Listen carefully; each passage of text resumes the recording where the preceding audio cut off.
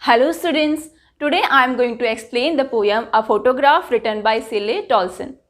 The title of the poem is A Photograph and the poem is centered on a photograph of poetess mother. ये जो poem है A Photograph, ये poetess की mother की एक photo पर centered है.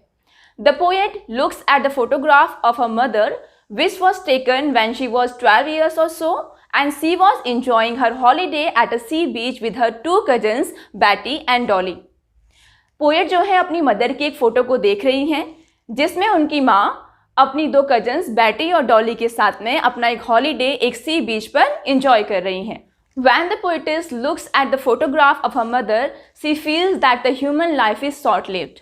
So the poem is about the transiency of human life and about the past memories which makes us sad and happy.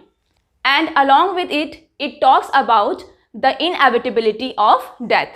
जब पोइटेस अपनी मदर की फ़ोटो को देखती हैं तो वो सोचती हैं कि जो ह्यूमन लाइफ है वो कितनी शॉर्ट लिव्ड है, वो टेम्प्रेरी है, वो परमानेंट नहीं है. और वो उन पास्ट मेमोरीज़ के बारे में सोचती हैं जो हमें खुशियाँ भी देती हैं और हमें दुख भी देती हैं. और इसके साथ में ही पोइटेस उस फोटो को देखते हुए ये सोचती है कि डेथ जो है वो इनएविटेबल है, उसको रोका नहीं जा सकता. The poem has been divided into 3 stanzas which depict 3 different phases. We will discuss all these 3 phases along with the explanation of the poem. So let's start the poem. The cardboard shows me how it was when the 2 girl cousins went paddling, each one holding one of my mother's hands, and see the big girl, some 12 years or so. The poetess looks at the photograph of her mother which was in a cardboard. Poetess अपनी माँ के एक photo को देख रही हैं जो कि एक कार्डबोर्ड में है. And see things how they all were spending their holiday at a sea beach. और उस फोटो को देखकर पोइटेस सोच रही हैं कि कैसे उसकी माँ और उनकी 2 कजन्स सी पे अपना हॉलीडे स्पेंड कर रही थी. The 2 girls went paddling. 2 girls means Betty and Dolly. जो बैटी एंड डॉली हैं वो पैडलिंग कर रही थी. Paddling means moving in shallow water. जब हम पानी में चलते हैं उसे पैडलिंग कहते हैं. So Betty and Dolly were paddling and holding the hand of that big girl. Big girl means poetess mother. So Betty and Dolly paddling कर रही थी और उन्होंने उस बड़ी लड़की उस पोइटेस की मदर का हाथ उन्होंने पकड़ रखा था. And the age of that big girl was 12 years or so. और पोइटेस कहती हैं कि उस वक्त उनकी मदर की एज लगभग 12 साल रही होगी. In this way, her mother was giving support to both of her cousins Betty and Dolly. और जिस तरीके से बैटी और डॉली ने पोइटेस की मदर का हाथ पकड़ रखा था, that means पोइटेस की मदर उन्हें पैडलिंग करने में सपोर्ट कर रही थी. That means she was taking care of them as a elder cousin. All 3 stood still to smile through their hair at the uncle with the camera. A sweet face, my mother's, that was before I was born. And the sea, which appears to have changed less, washed their terribly transient feet. All 3 of them were stood still and they were smiling through their hairs at the time when photo was taken. वो तीनों बिल्कुल still खड़े थे. That means they were posing for the photo. वो photo के लिए pose दे रहे थे. And they were smiling through their hairs. That means their hairs were scattered because of the heavy wind near the sea. जब वो सी के पास खड़े थे तो वहाँ बहुत तेज़ हवा चल रही थी, उससे उनके बाल बिल्कुल बिखरे हुए थे. So the poet says that they all were smiling through the hairs. वो तीनों अपने बिखरे हुए बालों के साथ में उस फोटो के लिए पोज दे रहे थे और हंस रहे थे. And the photo was taken by there uncle. और वो फोटो उनके एक अंकल ने क्लिक की थी. The poetess looks at the photo and she feels that at that time her mother had a very beautiful face. And at that time she was not born. So maybe after the birth of the poetess, her mother's face had gone through a change. And perhaps after the birth of the poetess, she had wrinkles on her face and now she is not beautiful as she was used to be earlier. Poetess जब अपनी mother की photo को देखती हैं तो वो सोचती हैं कि उस वक्त जब ये फ़ोटो ली गई थी तब मेरी माँ का चेहरा बहुत सुंदर था, उनका बहुत ब्यूटीफुल फेस था. और वो कहती हैं कि ये फ़ोटो मेरे पैदा होने से पहले ली गई थी. तो शायद हो सकता है कि पोइटेस के बर्थ के बाद उनकी माँ के चेहरे में काफ़ी सारे चेंजेस आए हों और वो बाद में उतनी ब्यूटीफुल ना रही हों. So there is a sense of nostalgia in this poem. The poetess was observing the changes which occurred with the passage of time. Poetess उन सारे चेंजेस को ऑब्जर्व कर रही हैं जो समय के साथ उनकी माँ की लाइफ में आए और वो उनके चेहरे पर भी साफ नजर आ रहे हैं। Then she observed the sea, which has not changed at all, and the sea was washing their terribly transient feet. उसके बाद पोएटेस उस सी को ऑब्जर्व करती हैं जो बिल्कुल भी नहीं बदला। And it shows that the natural things are permanent, where the human life is transient. ये बात ये दिखाती है कि जो नेचुरल चीज़ें हैं वो परमानेंट हैं। वो जो सी है वो बिल्कुल भी नहीं बदला, वो जैसा उस वक्त था वो आज भी वैसा ही है। लेकिन ह्यूमन लाइफ जो है वो ट्रांजिएंट है। उनकी माँ की लाइफ में काफ़ी सारे चेंजेस आए, लेकिन वो सी जहाँ पर वो अपना हॉलीडे स्पेंड कर रही थी वो आज भी बिल्कुल वैसा ही है। And at the last of this stanza she says that the permanent sea was their terribly transient feet. और उस परमानेंट सी ने, जो कभी नहीं बदलता, उस समुद्र ने उनके ट्रांजिएंट फीट को धो दिया। दैट मीन्स उनके जो फीट हैं वो परमानेंट नहीं है, because human life short lived है, वो परमानेंट नहीं है। और वो समुद्र जिसमें कभी कोई चेंज नहीं आएगा वो उनके ट्रांजिएंट फीट को धो रहा है, उनके ट्रांजिएंट फीट जो कभी ना कभी ख़त्म हो जाएंगे। Some 20-30 years later, she would laugh at the snapshot. See Betty and Dolly, she would say, and look how they dressed us for the beach. The sea holiday was her past, mine is her laughter, both wry with a labored ease of loss. After 20 or 30 years later, the poetess mother was looking at the photograph. She was laughing nostalgically and remembering her past. लगभग 20 और 30 सालों बाद उनकी mother जो है वो उस photo को देखती हैं, अपने पास को याद करती हैं और हंसती हैं।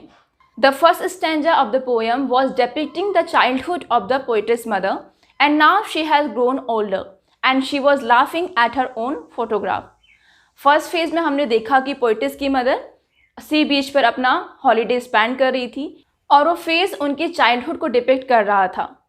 इस सेकेंड स्टैंजा में पोएटेस की मदर बड़ी हो गई हैं और अब वो अपनी उस फोटो को देख रही हैं और अपने पास को याद कर रही हैं। She was commenting on the dress worn by her cousin Betty and Dolly and herself, and the poetess has used her dialogues directly here. उनकी मदर अपने और बैटी और डॉली के ड्रेस पर कमेंट कर रही हैं और कहती हैं कि देखो हमें उन्होंने कैसे तैयार किया। That means how their parents have dressed them for the sea beach. And poetess describes all these things directly in the words of poetess mother. और poetess ने exactly वही words use किए हैं जो कि उनकी मदर ने बोले थे। The sea holiday was her past and mine was her laughter. That means the poetess mother is no more. poetess की मदर अब नहीं है, उनकी डेथ हो चुकी है। And the poet is remembering her laughter. और poetess अपनी मदर की laughter को remember कर रही हैं। Both wry with the labored ease of loss. Wry means filled with dry or sad amusement for a particular time that was happier but cannot be relived again. वो दोनों उस पुराने time को, उस पास को याद करके खुश भी होते हैं और दुखी भी होते हैं। And they both were wry with the labored ease of loss. Ease means comfort, but that comfort was labored. So they both have lost something. Her mother has lost her childhood and the poetess has lost her mother. Poetess की माँ ने अपना childhood खोया था और अब poet ने अपनी मदर को खो दिया है। So the memories of that past time give them happiness, comfort and sadness as well. तो जब भी वो अपने उस पुराने समय को याद करते हैं उन्हें खुशी मिलती है, कंफर्ट मिलता है, लेकिन साथ में दुख भी होता है। और दुख किस बात का? That they are not able to live it again. वो अपने उस पुराने पास को दोबारा नहीं जी सकते। पोएटेस की मदर का पास वापस नहीं आ सकता और अब पोएटेस की मदर इस दुनिया में नहीं है। तो जब भी उनकी माँ अपनी उस फोटोग्राफ को देखकर हंसा करती थी और पोएट की माँ के चेहरे पर वो हंसी जो उस फोटो को देखकर बार बार उनके चेहरे पर आती थी, वो भी अब वापस नहीं आ सकती, because she is no more. Next stanza goes like, now she has been dead nearly as many years as that girl lived, and of this circumstance there is nothing to say at all. Its silence silences. Now the third stanza depicts the time when the poetess mother has died and the poetess misses her. और ये third stanza उस phase को depict करता है जब poetess की mother इस दुनिया में नहीं है और पोएटेस उन्हें याद कर रही है। She notices that the time since over her departure was the same as her age was in the photograph. Poetess ये नोटिस करती हैं कि जितनी एज उनकी माँ की उस फोटोग्राफ में थी, दैट मीन्स 12 ईयर्स, उतना ही समय उनकी माँ की डेथ को हो गया है। That means she has died 12 years ago. That means उनकी मदर जो है वो 12 साल पहले मर चुकी थी। The poetess has nothing to say about this circumstance, it leaves her in pain yet at ease. Poetess के पास इस कंडीशन के बारे में, इस सर्कमस्टेंस के बारे में कुछ भी कहने के लिए नहीं है। उन्हें वो सारी बातें याद करके दुख तो होता है, लेकिन उन्हें कंफर्ट भी मिलता है। She has accepted her mother's death, उन्होंने अपनी माँ की डेथ को एक्सेप्ट कर लिया है। So whenever she remembers her past, it gives her pain, it gives her agony, but it also gives her comfort. जब भी उस पास्ट को याद करती उन्हें दुख तो होता है, लेकिन उन्हें थोड़ा सा कम्फर्ट भी महसूस होता है। And its silence silences, that means that photograph silence silences the poetess।